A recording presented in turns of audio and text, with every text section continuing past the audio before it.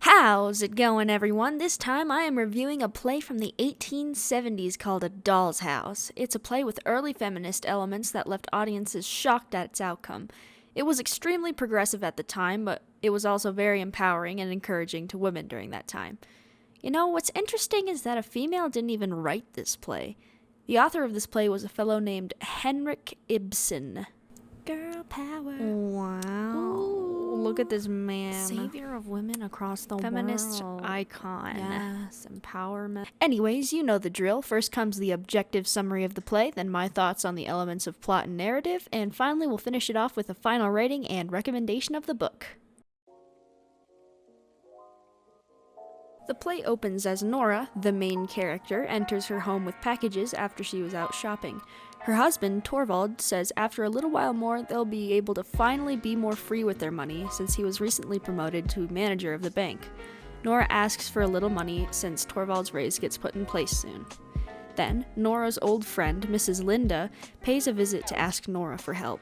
She is a widow with no money and no children, but in the past has had to support her sick mother and her brothers. However, she no longer has to look after any of them, but she feels empty without a job. Luckily for her, Nora informs her that a spot at the bank has just opened up, and Torvald agrees to employ her. While they are talking, it is revealed that Torvald was once very sick, and they had to take a trip to Italy to ensure he got better.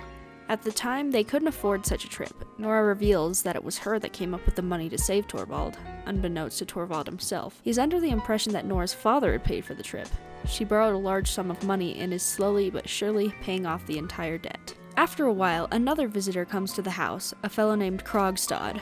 He's the person who loaned the money to Nora. He says he knows that Nora had forged her father's signature for the loan and threatens to reveal this knowledge to Torvald and the police if Nora does not use her influence to help keep his position at the bank. Krogstad is on the verge of being fired. Nora tries to talk to Torvald about keeping Krogstad employed, but to no avail. He says Krogstad lacks any morals, and he says he feels physically ill when he's in the presence of such people. Later on, Dr. Rank, a friend of both Torvald's and Nora's, reveals that he has a terminal illness and that he's very close to death. As Nora is about to ask Dr. Rank for help regarding the loan, Dr. Rank says he's in love with Nora. Nora stops herself from asking for help because of it. Krogstad comes back and he's pretty angry about being fired at the bank. Because Nora failed to meet the terms of the blackmail, Krogstad puts a letter in Torvald's mailbox explaining how Nora got money from him and forged her dad's signature, knowing that Torvald's reputation would be tarnished and that Nora would be severely punished. Nora's a little freaked out about the entire situation, so she asks Mrs. Linda for help. Luckily for her, Mrs. Linda says that Krogstad was once madly in love with her, and if Nora bought a little time, she would change Krogstad's mind and help get the letter back before Torvald could read it. Mrs. Linda talks to Krogstad and says he wants to be with him and care for his children. The only reason she picked another man over him in the past was the fact that Krogstad couldn't care for her or her dependents financially. Krogstad is extremely happy and agrees to take the letter back. However, Mrs. Linda says that both Nora and Torvald will be better off if the truth is revealed. Thus, they keep the letter in the box. After a party Torvald and Nora hosts is over, Torvald finds and reads the letter from Krogstad. He is absolutely pissed. Torvald begins hurling insults at Nora and saying that she will never be allowed to see or care for their children ever again. Then, Torvald finds another note from Krogstad. It contains the forged signature and assurance that he will not reveal her crime. Relieved, Torvald immediately goes back to calling Nora pet names and insisting he was only scared for his reputation.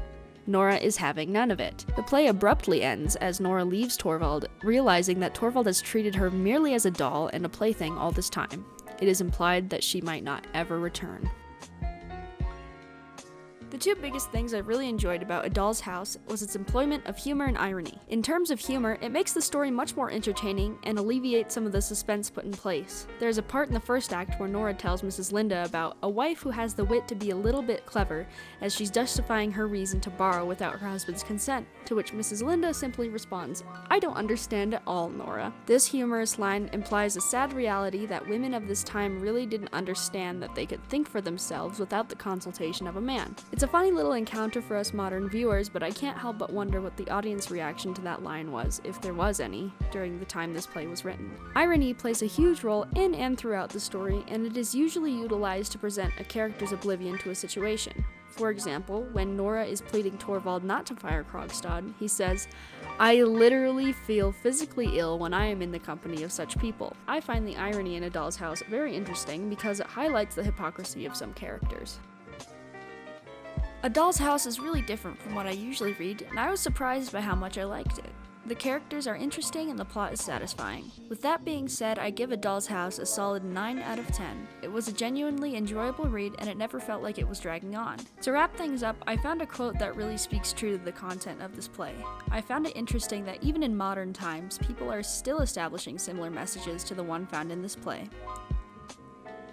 In the words of singer-songwriter Lizzo, "If he don't love you anymore, then walk your fine ass out the door." Thank you.